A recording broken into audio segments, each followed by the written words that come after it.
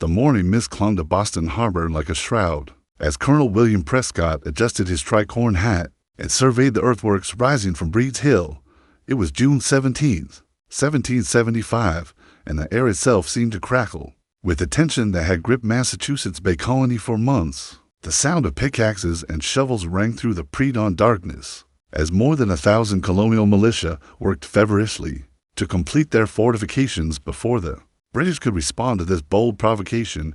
Prescott, a veteran of the French and Indian War, understood the gravity of their situation. The Provincial Congress had ordered the fortification of Bunker Hill, the taller of two hills on the Charlestown Peninsula, but in the confusion of the night march, the colonial forces had instead begun digging in on the lower Breed's Hill, closer to Boston and more exposed to British naval guns. Some called it a mistake. Prescott called it destiny. The events leading to this moment had been building for over a decade. The Stamp Act, the Boston Massacre, the Tea Party, each incident had driven a deeper wedge between the Crown and its increasingly rebellious American subjects. Just 2 months earlier, the shot heard round the world had been fired at Lexington and Concord, officially igniting what many believed would be a brief rebellion. Few understood they were witnessing the birth pangs of a new nation. As the sun climbed higher, British sentries aboard HMS Lively spotted the colonial earthworks and immediately raised the alarm. Admiral Samuel Graves ordered his ships to open fire, and soon the thunder of naval artillery echoed across Boston Harbor. The bombardment served more to boost British morale than inflict casualties, as most of the shots sailed harmlessly over the colonial positions or embedded themselves in the soft earth of the hastily constructed redoubt. Dr. Joseph Warren, recently elected president of the Provincial Congress, had arrived during the night to serve as a volunteer in the ranks. Despite holding the highest political office in rebel Massachusetts, Warren insisted on fighting as a common soldier, refusing even the offer of command from his friend Prescott. His presence among the earthworks sent a clear message to both the British and the wavering colonists. This was not merely a rabble in arms, but a people's revolution led by their finest citizens. The colonial forces were a motley collection of farmers, merchants, artisans, and laborers, men who had left their plows and workshops to take up arms against the most powerful military force on earth. Many carried their grandfathers' muskets from Queen Anne's War. Others bore weapons hastily forged in local smithies. Their ammunition was precious and limited, with many soldiers carrying no more than 15 rounds each. Powder was so scarce that strict orders had been given to conserve every grain. Historical accounts from this period, as documented in numerous Revolutionary War archives, including those maintained by the Massachusetts Historical Society, confirmed the critical shortage of gunpowder that would influence the battle's most famous command. As morning turned to afternoon, British General Thomas Gage convened a war council at Province House in Boston. The sight of colonial earthworks sprouting overnight on the Charlestown Peninsula was both an insult and a strategic threat that could not be ignored. The rebels commanded high ground that could make Boston Harbor untenable for British shipping, threatening the lifeline that connected the occupying army to the Empire. Major General William Howe, recently arrived from England with reinforcements, stood at the windows of Province House, studying the colonial positions through his telescope. The 46-year-old career officer had earned his reputation fighting alongside James Wolfe at the Plains of Abraham in Quebec, where he had led the famous scaling of the cliffs that secured British victory. Now, 16 years later, he faced a different kind of enemy on different terrain, but his confidence remained unshaken. "Gentlemen," Howe addressed the assembled officers, his voice carrying the crisp authority of a man accustomed to command. "These farmers fancy themselves soldiers. We shall disabuse them of that notion before the day is out." Around the polished mahogany table sat the cream of British military leadership: Brigadier General Robert Pigot, Major John Pitcairn of the Royal Marines, and a dozen other officers, whose scarlet uniforms bore the insignia of regiments with history stretching back generations. The plan that emerged from their deliberations was straightforward, reflecting both British military doctrine and a dangerous underestimation of their opponents. Rather than attempting to cut off the peninsula and starve out the rebels, or positioning artillery to make the colonial positions untenable, Howe chose a direct frontal assault. 2,400 of Britain's finest troops would land on the Charlestown Peninsula and storm the rebel earthworks in broad daylight. The decision reflected more than military calculation. It embodied the imperial mindset that had governed British policy for the past decade. These colonials needed to be taught a lesson that would resonate throughout the 13 provinces. A crushing defeat delivered by disciplined regulars would demonstrate the futility of resistance and encourage loyalists throughout America to rally to the Crown's banner. By early afternoon, the loading of transport boats had begun at Long Wharf. The 1st Battalion of Royal Marines, the 5th and 38th Foot, the 43rd and 52nd Light Infantry, and the elite grenadier companies from multiple regiments assembled in perfect formation. Their brass buttons gleamed, their white cross belts were freshly chalked, and their bayonets had been honed to razor sharpness. Each man carried 60 rounds of ammunition and the absolute confidence that came from belonging to an army that had never known defeat in North America.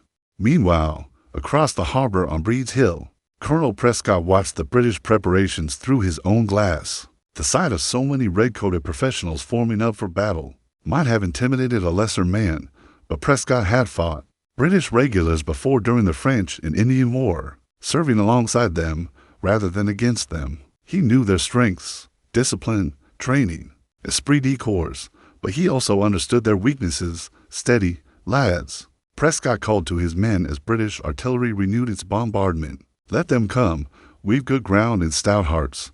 That's beaten better armies than this before. His calm demeanor helped steady nerves among the younger militiamen, many of whom had never faced enemy fire. Some had been digging and fighting without rest for nearly 24 hours, sustained only by whatever food they had carried in their pockets and water drawn from a well within the redoubt.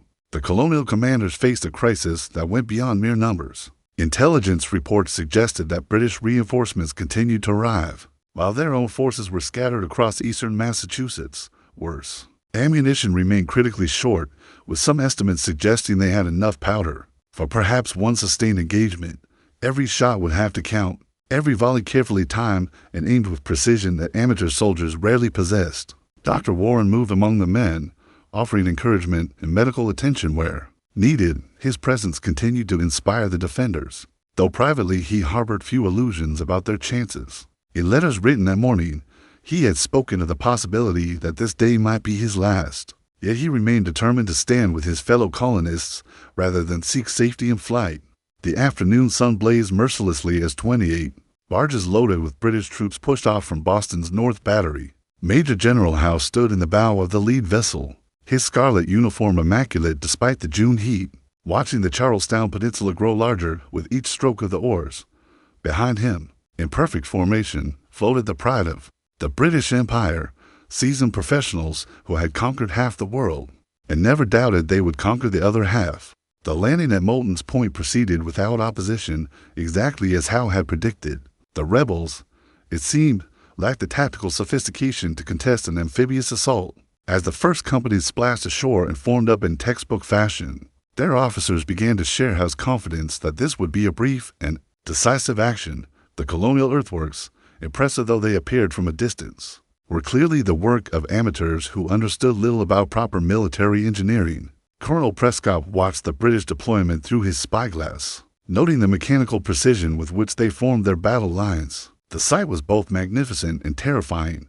1,200 yards of scarlet coats, white crossbelts, and glittering steel arranged with mathematical exactness. Behind the regular infantry came the light companies, elite troops trained for skirmishing and assault, while the grenadiers, the tallest and strongest men in each regiment, prepared to lead the final charge. Remember, boys, Prescott called to his men as he walked along the firing step of their earthwork, we haven't powder to waste on long shots. Let them come close, close enough that every ball finds its mark.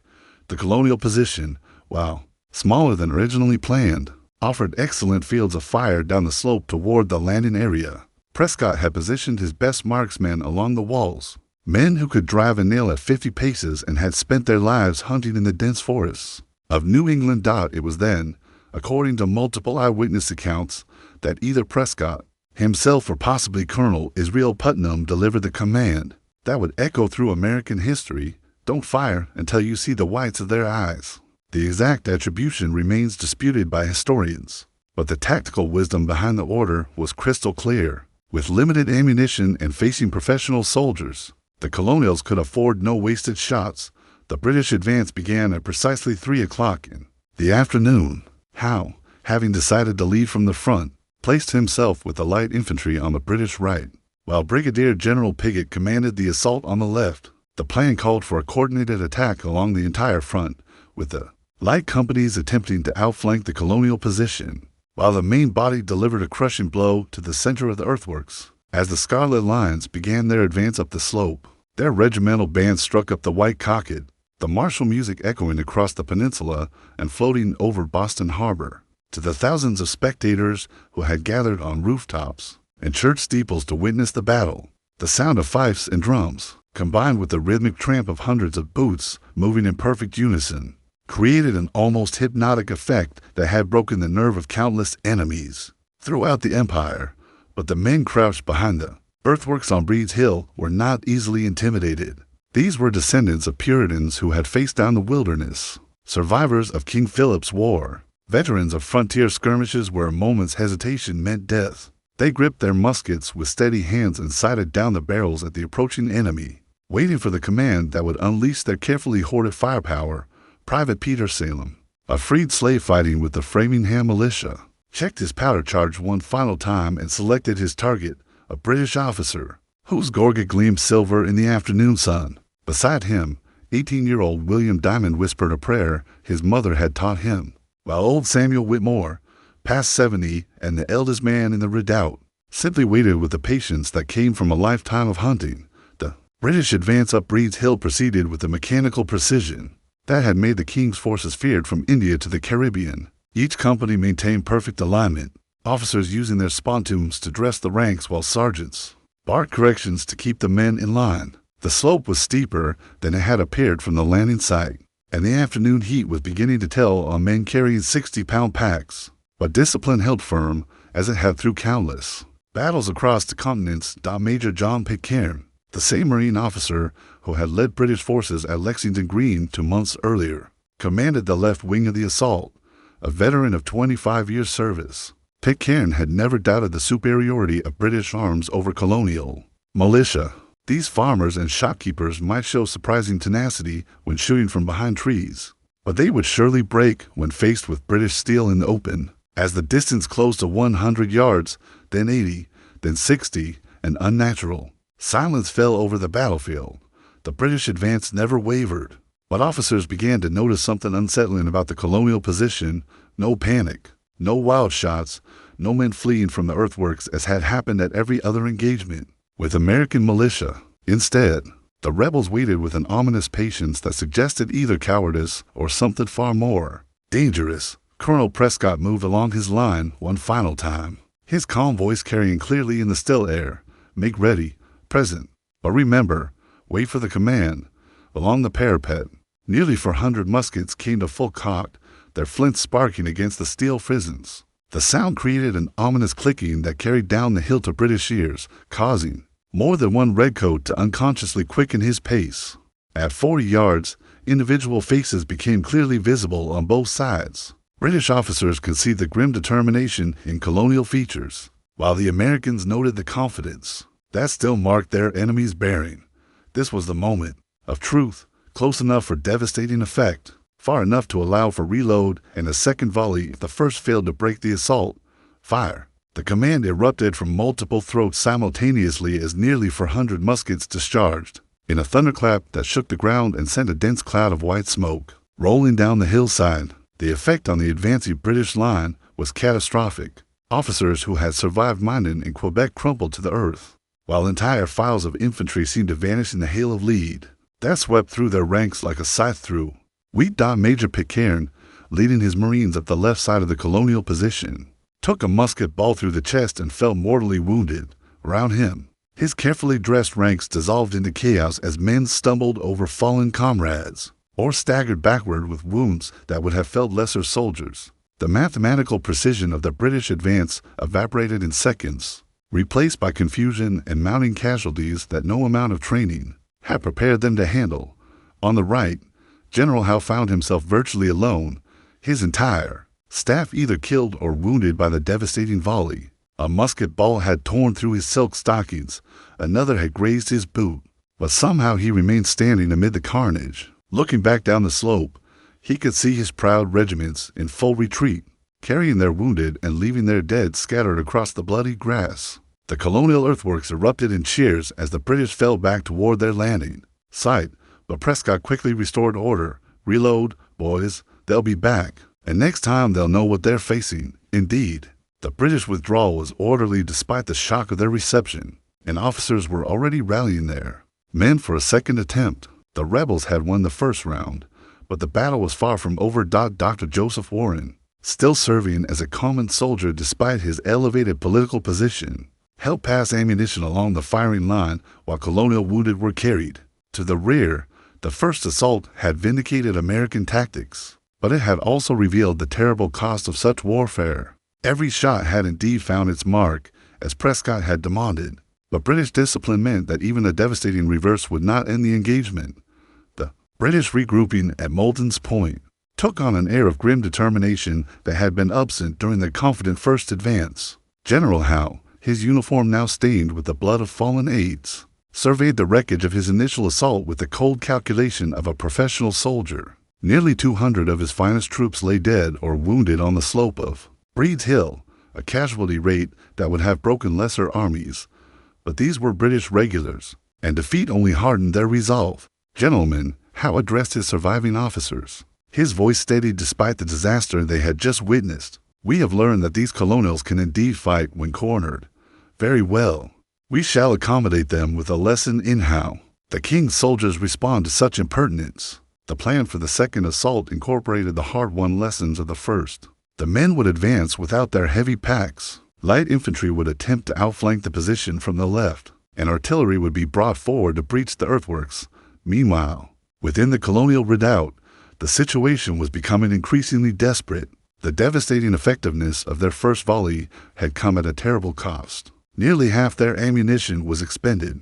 Prescott and his officers conducted a hasty inventory and reached a sobering conclusion: one more full engagement would leave them defenseless. Runners were dispatched toward Cambridge pleading for reinforcements and powder, but everyone understood that help, if it came at all, would likely arrive too late. The second British assault began at 4:15 in the afternoon, and immediately the colonials could see that their enemies had learned from their first repulse. The advancing lines were thinner, allowing men to pick their way around fallen comrades, while the pace was slower and more deliberate.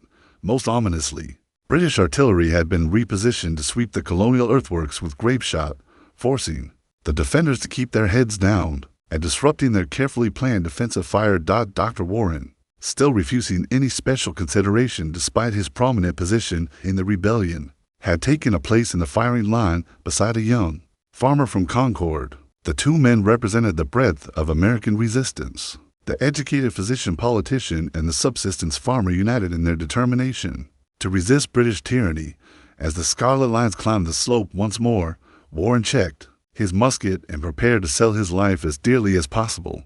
This time, the British advance pressed closer before the colonial volley erupted. At 25 yards, the range was point-blank for 18th century muskets, and once again the effect was devastating. Entire companies seemed to melt away under the concentrated fire, while officers fell faster than their sergeants could replace them. But the closer range also meant that British return fire began to tell among the colonial ranks, and men began falling behind the earthworks with increasing frequency. The fighting along the rail fence, where New Hampshire troops under Colonel John Stark had positioned themselves to guard the colonial left flank, reached a particular intensity. Stark, another veteran of the French and Indian War, had instructed his men to wait until they could distinguish individual buttons on British uniforms before firing. The result was carnage that even hardened soldiers would remember for the rest of their lives. Contemporary British military dispatches, preserved in the National Archives at Kew, describe the unprecedented casualties suffered by regular forces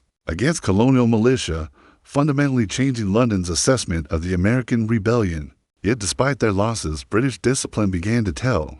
Professional soldiers, even when bloodied, possessed training and cohesion that militia could rarely match under sustained pressure. Individual companies that had been shattered by colonial fire began to reform, while fresh troops moved up to replace those damaged to continue the assault. The sheer weight of numbers was beginning to overwhelm colonial defensive positions that had never been designed to withstand prolonged attack.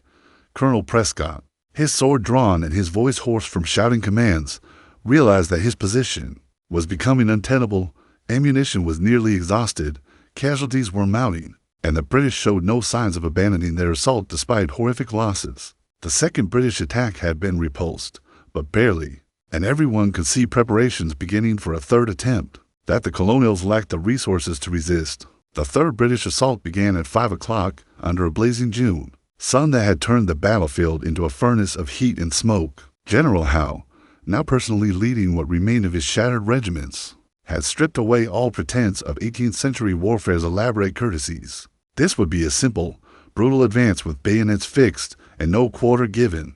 The colonial earthworks had become a symbol that must be erased, regardless of cost. Behind the battered parapet of the redoubt, Colonel Prescott made his final preparations with the calm of a man who had already resigned himself to death. Ammunition was virtually exhausted. Most men had fewer than 3 rounds remaining, while some clutched muskets that served now only as clubs. The powder horn was empty, and the last of the spare flints had been distributed. When this final British assault came within range, the colonials would deliver one last volley and then meet British steel with whatever weapons they could improvise. Dr. Joseph Warren, the rebellion's highest-ranking political leader, continued to serve in the ranks despite urgent pleas from his companions to seek safety. At 34, Warren represented the intellectual heart of American resistance, a Harvard-educated physician whose pamphlets and speeches had helped transform colonial grievances into revolutionary fervor. His decision to stand with common soldiers rather than observe from safety had become a powerful symbol of democratic leadership that would echo through American history. The British advance up Breed's Hill for the third time lacked the martial splendor of their initial assault. Too many regimental colors had fallen, too many bands had been silenced, too many officers lay dead on the slope below. What remained was the grim professionalism of soldiers, who understood that retreat was no longer an option. They would take those earthworks or die in the attempt, and their faces showed the terrible resolution of men who had already paid too much to accept defeat. At 30 yards, Prescott gave the command for the final colonial volley.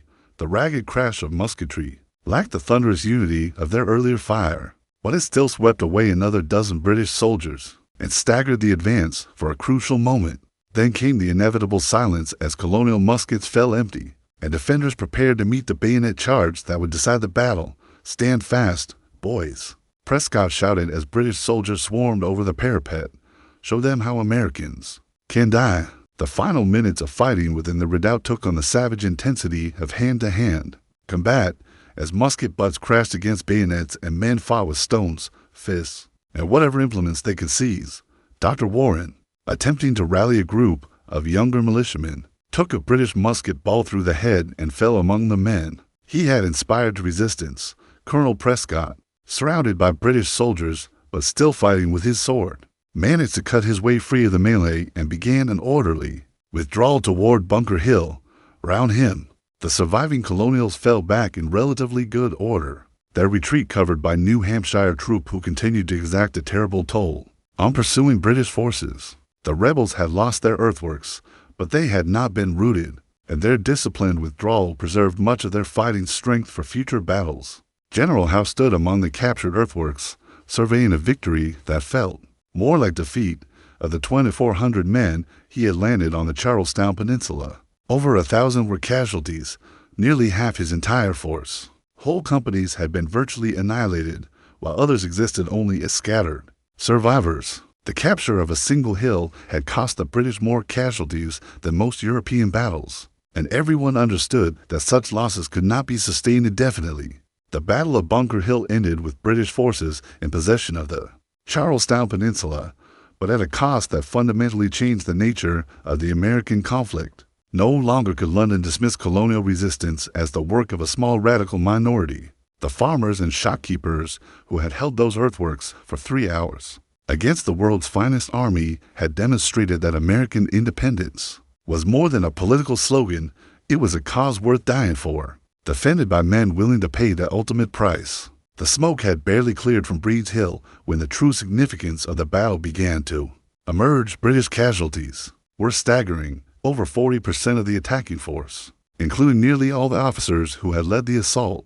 Among the dead lay Major John Pitcairn, whose Marines had fired the first shots at Lexington, and dozens of other professionals whose experience could never be replaced. General Howe himself would carry physical and psychological scars from the battle for the rest of his life, becoming increasingly cautious in future engagements. But it was the colonial performance that truly shocked both sides. These were not the undisciplined rabble that British intelligence had described, nor the cowards who fired from behind trees and then fled that officers had expected to face. The men who had held those earthworks possessed a discipline and determination that professional soldiers could respect even as they died fighting against it. The famous command, "Don't fire until you see the whites of their eyes," had become more than tactical instruction. It embodied the controlled ferocity that would characterize American resistance. Throughout the coming war, news of the battle spread throughout the 13 colonies, with unprecedented speed, carried by riders who understood they bore tidings that would transform the rebellion in Virginia. George Washington received reports of Bunker Hill while traveling to take command of the Continental Army and immediately grasped its significance. The colonials had proven they could stand against British regulars in open battle, paying a terrible price, but inflicting far worse on their enemies. This was no longer a police action against rebellious subjects. It was a war against a people determined to be free. The death of Dr. Joseph Warren particularly resonated throughout New England, where his combination of intellectual leadership and personal courage had made him a symbol of the Revolution's moral authority. His decision to fight as a common soldier, rather than observe from safety, demonstrated that American leaders would share the dangers they asked others to face. The Continental Congress would commission John Trumbull to paint Warren's death, creating an iconic image that would inspire generations of Americans. In London, reports of Bunker Hill reached King George III and his ministers like a thunderclap. The casualty figure seemed impossible. How could colonial militia inflict such losses on trained regulars? More disturbing were the strategic implications. If this was the cost of capturing a single hill, what would it take to reconquer 13 colonies? The easy victory that everyone had predicted was clearly impossible. This would require a commitment of resources that would test the empire's resolve. The tactical lessons of Bunker Hill influenced military thinking on both sides throughout the Revolutionary War. British commanders became increasingly reluctant to launch frontal assaults against prepared American positions, while colonial leaders understood that their greatest advantage lay in forcing the enemy to attack at disadvantageous odds. The famous command about seeing the whites of their eyes became standard doctrine for American forces. Wait for the enemy to close, then deliver devastating fire at point-blank range. Yet perhaps the battle's most profound impact was psychological rather than tactical. The colonials had discovered they could face the world's finest army and emerge with honor intact, while the British had learned that conquering America would require sacrifices beyond anything they had imagined. The 8 years of warfare that followed would see many battles larger than Bunker Hill, but none that more clearly demonstrated the character of the opposing forces. The earthworks on Breed's Hill were abandoned after the battle, eventually disappearing under urban development as Boston expanded across the harbor. But the memory of what happened there on June 17, 1775, became part of American national mythology. Generations of schoolchildren would learn about the farmers and merchants who faced British bayonets with empty muskets, rather than surrender the ground they had sworn to defend. The famous command itself, whether spoken by Prescott, Putnam, or another officer, transcended its tactical origins to become a metaphor for American determination. Don't fire until you see the whites of their eyes represented more than military doctrine. It embodied the patience, discipline, and ultimate resolve that would carry the colonies through 8 years of warfare. The final victory at Yorktown. The truth behind the famous quote was simpler and more profound than legend suggested.